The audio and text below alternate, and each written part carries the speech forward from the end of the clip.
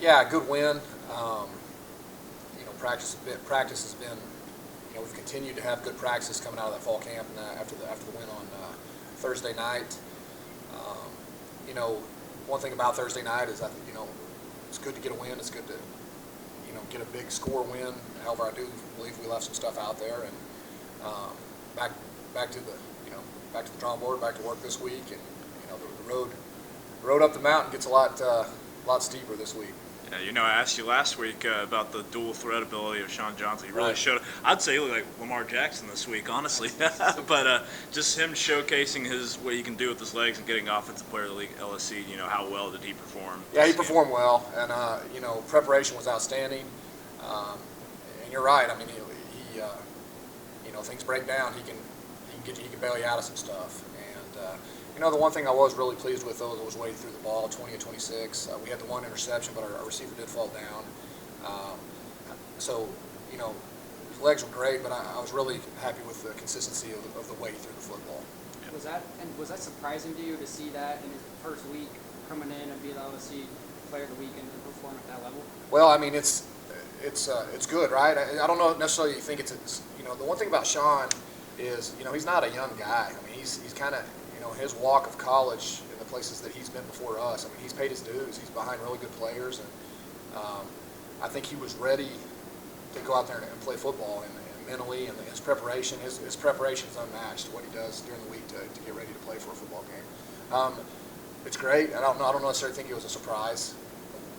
Offensively on the ground, you guys really took care of business, almost 400 yards rushing. What'd you like of your O-line play and your running game? Yeah, I really thought our OLs played good. Not many missed assignments. That was kind of our game plan going in. We just wanted to establish a run. We wanted to, for the most part, keep it on the ground.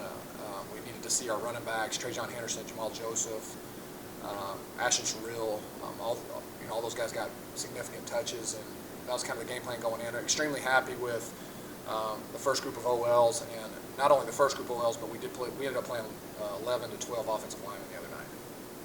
Second straight Thursday night game, so in a way you get the right preparation. You don't lose any preparation time for that, but you guys got a tough test going up against the Lions this week. Yeah, good football team. Long, athletic. To put things in perspective, the last two seasons they were national runners-up.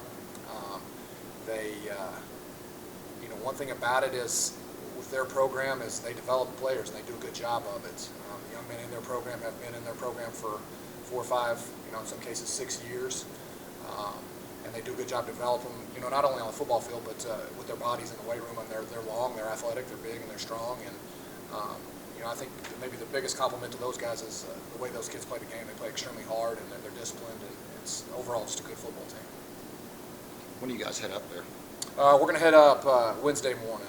Okay, we'll spend the night in Denver, and then take the rest of the 45-minute trip up to Golden that afternoon. Will you practice anywhere for like a little walkthrough? Yeah, we'll do a little walkthrough. We'll do a little walkthrough. I think we'll stop and eat lunch in Pueblo, Colorado, and then we'll get there and do a little walkthrough when we get there in Denver. Does playing 2 straight Thursday games kind of throw off the schedule in any way, or did you kind of enjoy? I kind of like it. Number one is here at West Texas A&M we don't have Friday class, so we got back Thursday night. We have Friday to kind of regroup a little bit. Then you have the weekend, and then what was nice about this preparation week was Labor Day. We didn't have classes then, so you look at Friday, Saturday, Sunday, Monday. There was a lot. There's opportunities, especially in the morning, to get your schedule in, and not, our young men didn't have to go to class, and so that freed up some times for us. The back-to-back Thursday games, if we didn't have that schedule, might have been, a little bit tricky. However, the way the weekend set up, it was extremely nice.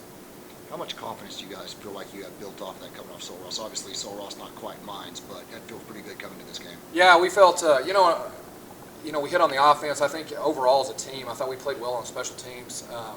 The defense had a couple hiccups. We had the bomb, the bomb right before half. They put up some points for those guys. And then they had a little drive there. Late.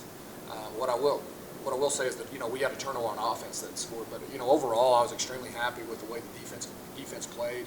You talk about the confidence piece. The Sul Ross piece is good. Our confidence is high. We'll we'll really get a good test this week to see where we're at. How do you think this week one, just in the years that you've been here, how do you think that this week one game stacks up against the rest of the years that you guys have had for your opening games? Sure, I mean, this is as good as any of them, right? Number 6 in the nation, coming back, get to play the back-to-back runner-ups in D2 football. It's exciting. I mean, we count, as a program, these are the games that we need to play. If we want to get to where we want to be, as a program, a very good football team in Colorado School of Mines, that's the games we need to play.